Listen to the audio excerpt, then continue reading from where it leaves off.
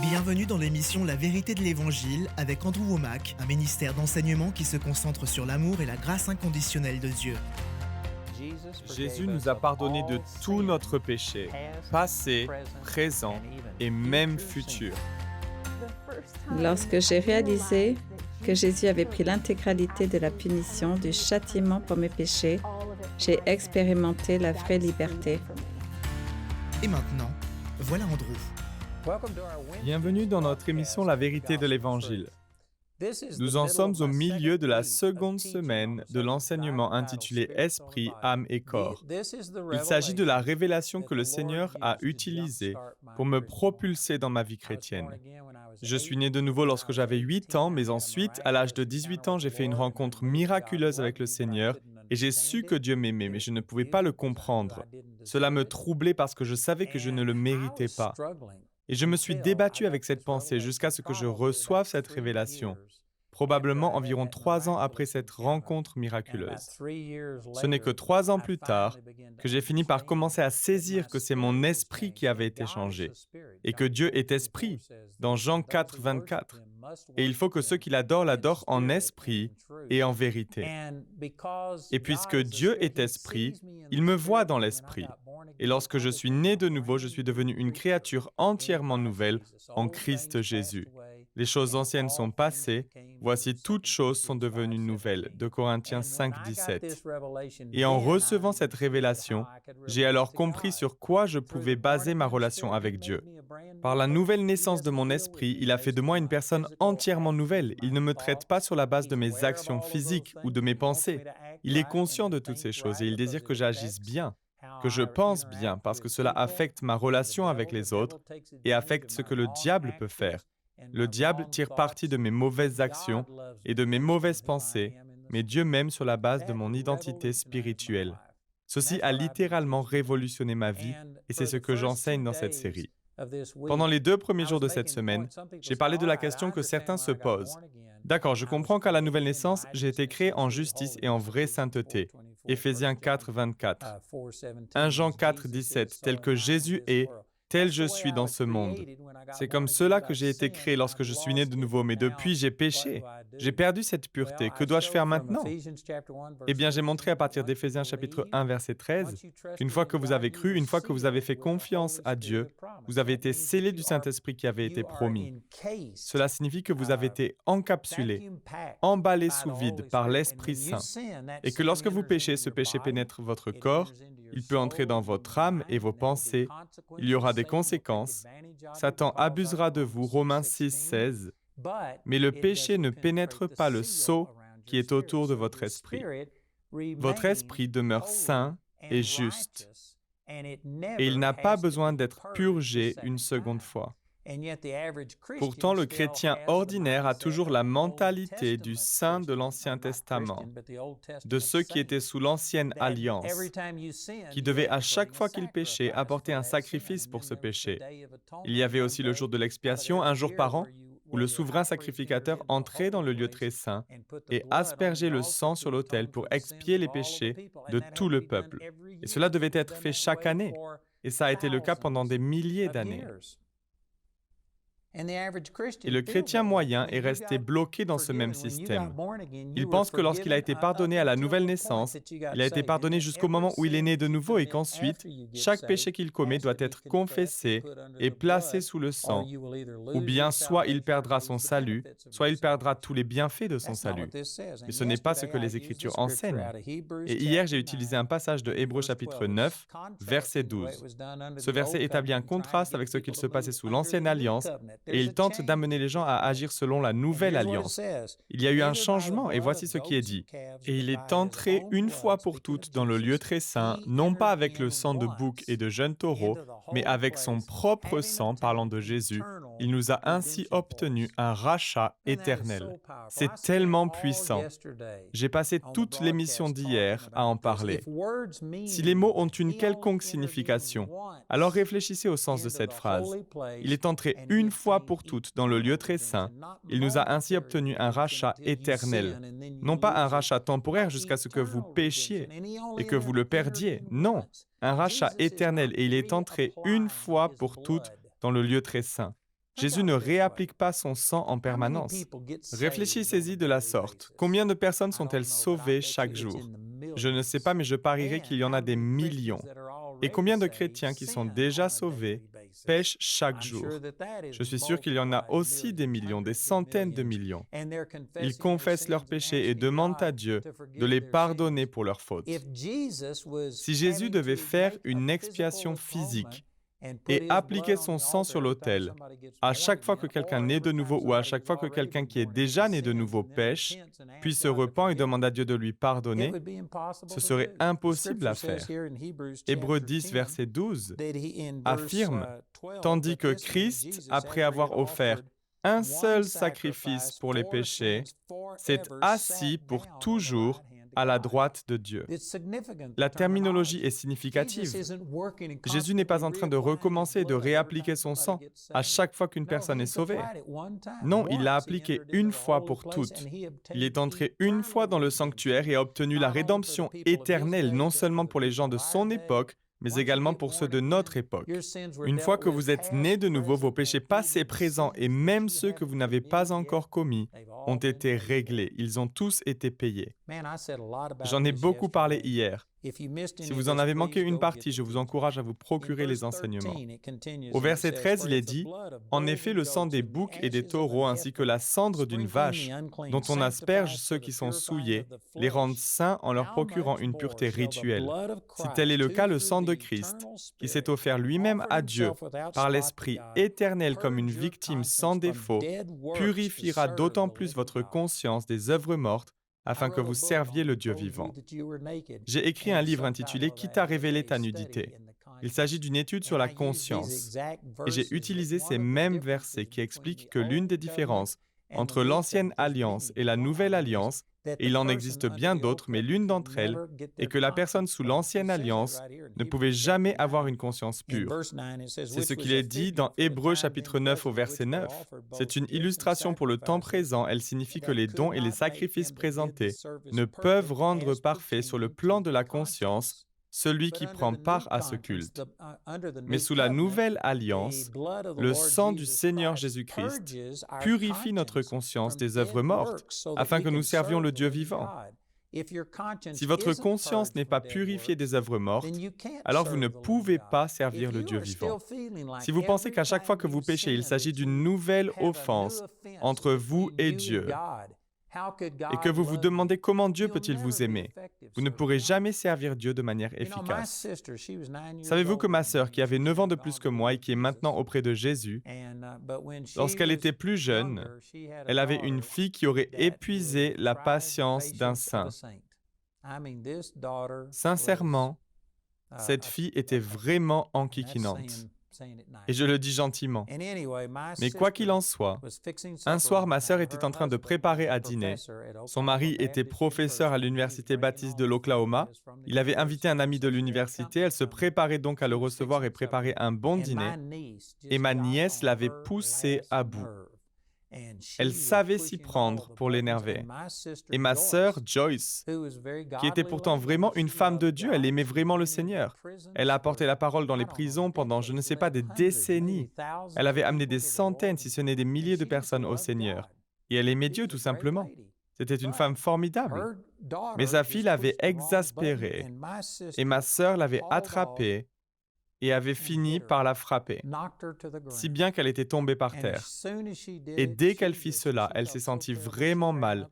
Elle s'est précipitée à l'étage, elle s'est jetée sur son lit.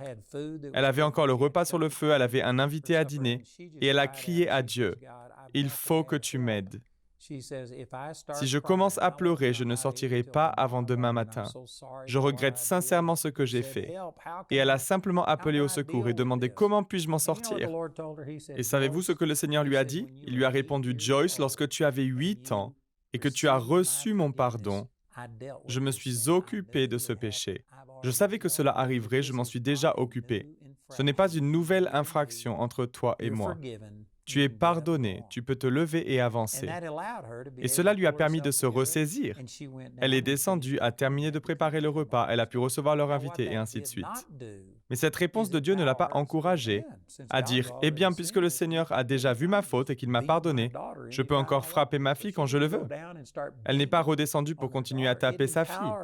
Au contraire, cela lui a permis de se reprendre, de ressentir que l'amour de Dieu était toujours là. Et lorsqu'elle est descendue, elle s'est repentie, a demandé pardon à sa fille de l'avoir frappée. Et elle a pu continuer à avancer.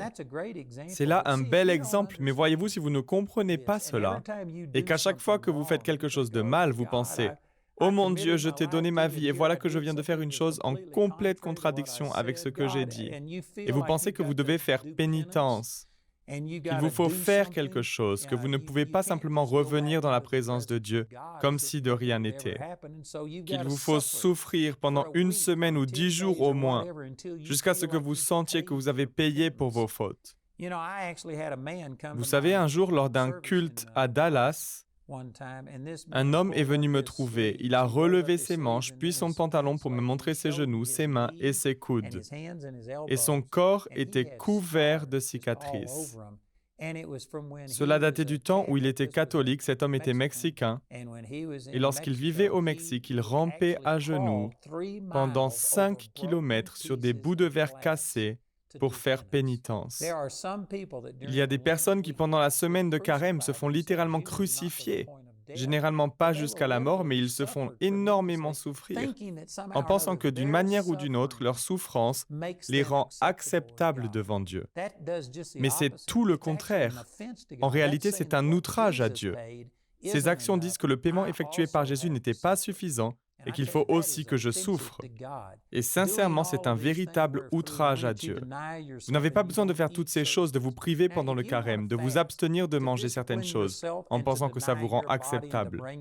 Alors bien entendu, si vous voulez jeûner dans le but de vous discipliner, afin de maîtriser votre corps et de l'amener à la soumission, c'est la bonne façon de le faire. Mais si vous jeûniez pour vous rendre pitoyable, pour souffrir et dire « Oh Dieu, j'ai souffert, maintenant vas-tu agir à mon égard ?» Non, cela ne fonctionnera pas. C'est en fait une offense faite à Dieu parce que vous dites que ce que Jésus a fait est insuffisant, qu'il vous faut ajouter quelque chose. Votre souffrance, vos efforts, cela va complètement à l'encontre de la grâce de Dieu. Il faut que votre conscience soit purifiée des œuvres mortes. Vous devez cesser de penser que c'est à vous d'expier vos péchés, parce que Jésus l'a déjà fait. Et comment cela s'est-il passé? Il est entré une fois pour toutes dans le lieu très saint. Il nous a ainsi obtenu un rachat éternel. Vos péchés passés, présents et à venir ont déjà été pardonnés et réglés si vous acceptez Jésus comme votre Sauveur et Seigneur personnel. Puis au verset suivant, il est dit « Voici pourquoi il, en parlant de Jésus, est le médiateur d'une alliance nouvelle. Sa mort est intervenue pour le rachat des transgressions commises sous la première alliance, afin que ceux qui ont été appelés reçoivent l'héritage éternel promis. » Donc au verset 12, il est dit qu'il est entré une fois pour toutes dans le lieu très saint et qu'il a ainsi obtenu un rachat éternel. Et le verset 15 affirme qu'il a obtenu pour nous un héritage éternel. Quelle est la partie du mot « éternel » que nous ne comprenons pas? Pourquoi compliquons-nous les Écritures qui disent simplement qu'il nous a obtenu une rédemption éternelle? Et en Éphésiens chapitre 1, il me semble que c'est au verset 7, et également au chapitre 1 de Colossiens, j'ai oublié quel verset, mais la même idée est véhiculée. Il est dit que nous avons été rachetés, c'est-à-dire pardonnés de nos fautes. Ainsi, lorsqu'il est écrit qu'il nous a obtenu un rachat éternel, cela signifie qu'il a obtenu pour nous le pardon éternel des péchés. Pas seulement le pardon jusqu'à la prochaine fois que nous péchons, comme s'il fallait toujours nous repentir et placer nos fautes sous le sang, mais il a obtenu le pardon éternel des péchés. Même les péchés que vous n'avez pas encore commis ont déjà été rachetés. Vous avez reçu un rachat éternel et un héritage éternel, non pas temporaire, mais une rédemption éternelle. Si ces passages ne parlent que du pardon des péchés commis avant votre nouvelle naissance, mais que tous les péchés commis après être né de nouveau doivent être placés sous le sang afin d'être pardonnés, alors laissez-moi vous demander, que se passerait-il si vous mouriez en ayant commis un péché que vous n'avez jamais confessé? La parole dit que rien de souillé ne peut entrer dans le ciel. Cela veut-il dire que vous n'iriez pas au paradis? Comment cela fonctionne-t-il? Je le répète, il vous est impossible de vivre une vie entièrement sans péché. Il y a, c'est vrai, des personnes qui prêchent cela, mais ce faisant, elles doivent limiter ce qu'est le péché à une liste réduite. Mais la Bible est très spécifique sur la question du péché. Savez-vous que la parole dit que l'on peut pécher par notre attitude? Jésus a dit que si vous regardez une femme pour la convoiter, cela revient à commettre un adultère avec elle dans votre cœur. Si vous haïssez une personne dans votre cœur, c'est la même chose que si vous aviez commis un meurtre, et ainsi de suite, la liste continue. Le péché ne concerne donc pas uniquement les actes physiques que nous commettons, mais aussi les péchés que nous commettons dans nos pensées et nos émotions. Et il y a aussi les fautes commises par omission. En d'autres mots, les Écritures disent en Éphésiens chapitre 5 que le mari est censé aimer son épouse comme Christ a aimé l'Église. Existe-t-il un homme qui regarde cette émission qui croit aimer son épouse et la traiter aussi bien que Christ traite l'Église? Il se peut que vous fassiez mieux que moi, il se peut que vous fassiez mieux que par le passé. Il se peut que vous avanciez dans la bonne direction. Mais êtes-vous parfait? Jésus, lui, est parfait envers nous. Son amour pour nous est parfait. Il n'a jamais d'accès de colère.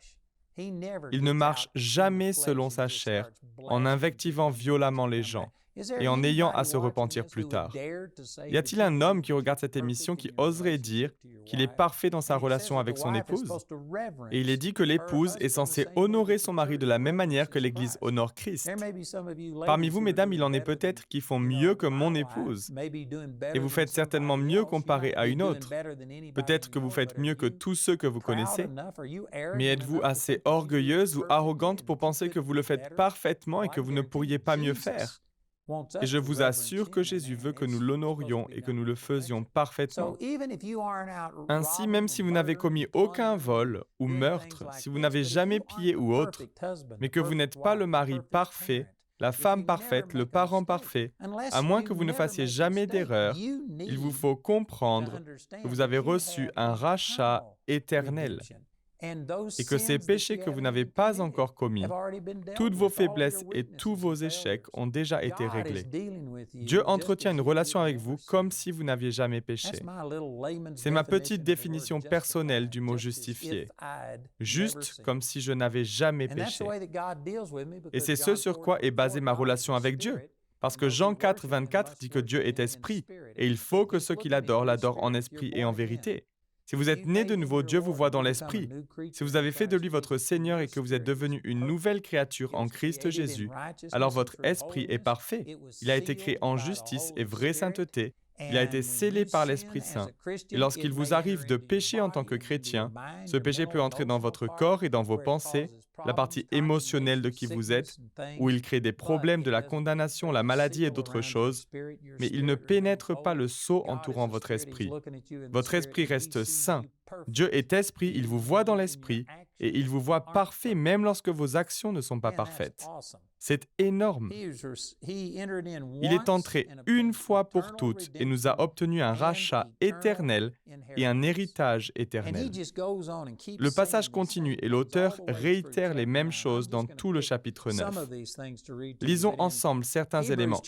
Dans Hébreux chapitre 9, verset 24, il est écrit « En effet, Christ n'est pas entré dans un sanctuaire fait par la main de l'homme, dans une simple copie du véritable, mais il est entré dans le ciel même afin de se présenter maintenant pour nous devant Dieu. Et ce n'est pas pour s'offrir lui-même plusieurs fois qu'il y est entré, comme le grand prêtre qui entre chaque année dans le sanctuaire pour offrir un autre sang que le sien. » Vous voyez, c'est exactement ce que j'ai enseigné tout au long de la semaine. Hébreux chapitre 9 est là pour vous montrer que sous l'ancienne alliance, à chaque fois que l'on péchait, on devait faire une nouvelle offrande pour sa faute. Et ensuite, il y avait le jour de l'expiation, destiné à couvrir tout ce que l'on n'avait pas confessé pendant l'année. Et le souverain sacrificateur recommençait chaque année à accomplir ce jour de l'expiation.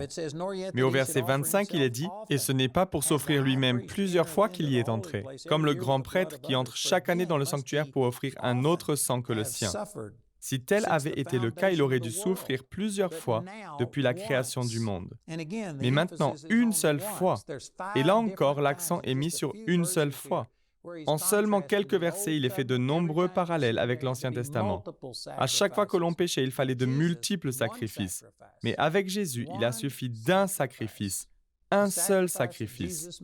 Le sacrifice que Jésus a fait il y a 2000 ans sur la croix, à Jérusalem, a suffi à payer pour vos péchés et pour mes péchés à l'avance, même pour les péchés que nous n'avons pas encore commis.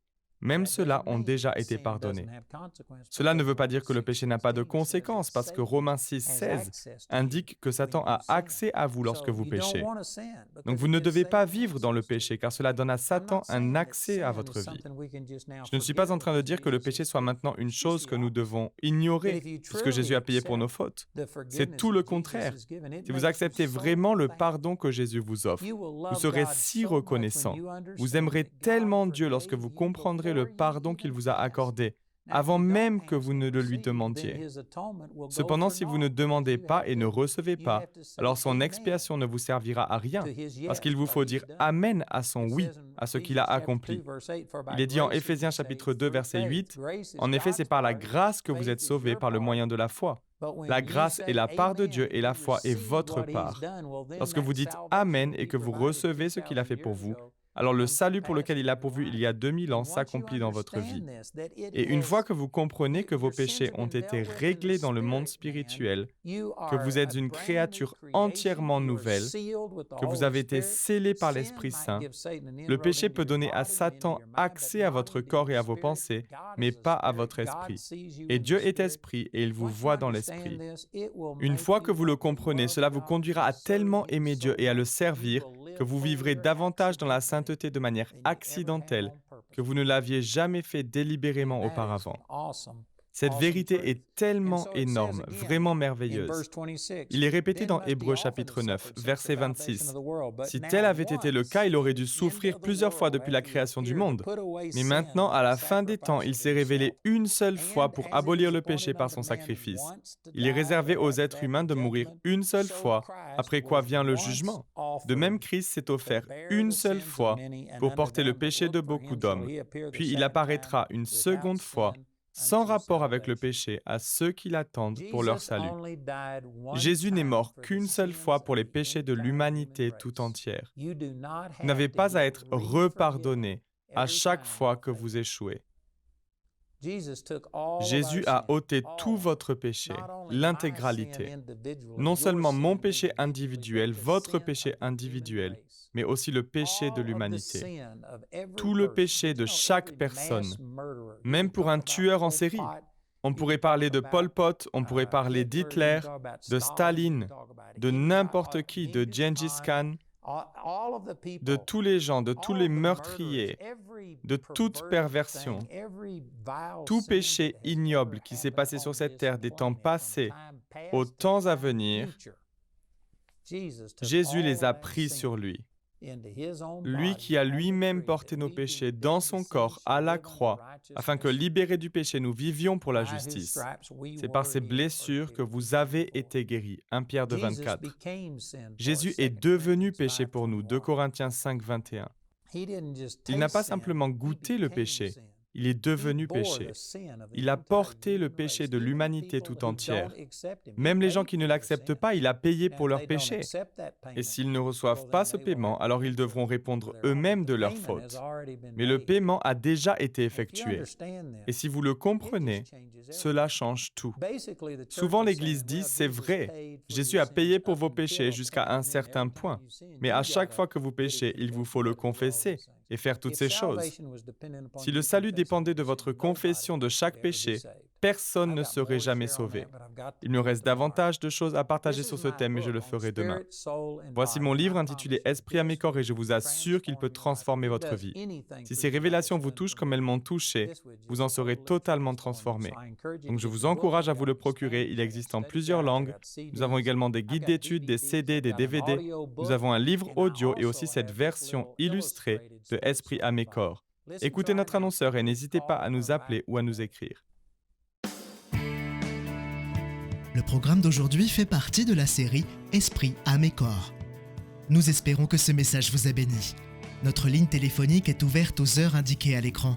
Appelez-nous si vous avez des questions sur ce programme, si vous avez besoin de prière ou si vous désirez commander l'un de nos enseignements. Vous pouvez nous contacter au numéro qui s'affiche à l'écran. Ce programme a été rendu possible grâce au soutien financier de nos partenaires. Si vous souhaitez devenir partenaire, vous pouvez le faire en appelant ces numéros. Nous vous proposons un livre sur le même sujet que l'émission d'aujourd'hui, intitulé « Esprit, âme et corps », que vous pouvez vous procurer pour 14 €. Vous pouvez aussi opter pour les fichiers audio MP3 et vidéo MP4 sur clé USB pour 24 €. Le guide d'étude est pour l'instant seulement disponible en anglais. Il inclut le contenu du livre ainsi que des questions en rapport avec chaque sujet abordé afin d'étudier seul ou en groupe. Pour tous nos téléspectateurs qui se trouvent en dehors de l'Europe, tous les produits que nous vous présentons sont disponibles grâce à nos bureaux dans votre région. Vous pouvez les contacter grâce aux détails qui s'affichent sur votre écran afin de connaître le prix dans leur monnaie locale. Andrew a à cœur que chacun puisse écouter ou regarder ce programme à sa convenance et puisse le partager avec d'autres. Si vous ne pouvez pas vous permettre d'acheter les CD ou DVD, nous vous enverrons un lien afin de télécharger gratuitement l'enseignement de cette semaine en version audio MP3. Notez que vous ne pouvez profiter de cette offre qu'en appelant notre ligne téléphonique. Vous pouvez nous appeler dès maintenant au numéro qui s'affiche sur votre écran. Nous nous ferons un plaisir de répondre à vos questions, de prier avec vous ou de vous aider à commander l'un de nos enseignements. Notre ligne sera ouverte pendant les heures inscrites à l'écran. Nos opérateurs téléphoniques répondront en français ou en anglais selon les informations qui se trouvent sur cette annonce. Toutes les ressources d'Andrew en français se trouvent dans les boutiques en ligne des sites internet de nos bureaux affichés à l'écran. Vous pouvez également nous joindre par email en français et en anglais aux adresses qui s'affichent sur votre écran. Nous espérons avoir de vos nouvelles. La prochaine fois dans la vérité de l'Évangile. Donc si vous ne comprenez pas que vous avez été entièrement changé et jusqu'où va la transformation de votre esprit, si vous essayez toujours d'avoir une relation avec Dieu basée sur vos actions et vos propres pensées, et que vous ne comprenez pas qu'il y a une troisième partie de votre être qui a été créée en justice et en vraie sainteté, que tel que Jésus est en ce moment même, tel vous êtes dans votre esprit, si vous ne comprenez pas cela, il vous manque les fondations. Pour moi, il s'agit vraiment de la base. Aussi, je vous encourage à vous procurer ces ressources. Ces quelques derniers jours, nous avons étudié Hébreux chapitre 9, et ce passage établit un contraste entre la façon dont le péché était traité sous l'Ancienne Alliance et celle utilisée sous la Nouvelle Alliance. Sous l'Ancienne Alliance, si vous péchiez, il vous fallait apporter une offrande pour votre faute, et une nouvelle offrande devait être offerte pour chaque faute commise. Ensuite, un jour par an, il y avait ce que l'on appelait le jour de l'expiation, lorsque l'on offrait un sacrifice pour les péchés de la nation tout entière, pour chaque personne qui n'avait pas confessé ses fautes, et pour les péchés dont il n'avait même pas conscience. Donc il y avait un écoulement de sang permanent parce que le péché était constant. À chaque fois que l'on péchait, il fallait que ce péché soit expié. Mais le chapitre 9 du livre aux Hébreux, tout entier, nous explique que ce n'est pas la façon dont les choses se passent dans le Nouveau Testament. Dans le Nouveau Testament, en Hébreux chapitre 9, verset 12, il est dit que Jésus est entré une fois pour toutes dans le lieu très saint. Il nous a ainsi obtenu un rachat éternel, le pardon éternel des péchés. Non pas momentané jusqu'à la prochaine fois que vous péchez et que vous deviez le régler. Au verset 15, il est dit que vous recevez un héritage éternel. Vous ne perdez pas votre héritage ni votre position juste devant Dieu à chaque fois que vous péchez. La rédemption est éternelle, l'héritage est éternel.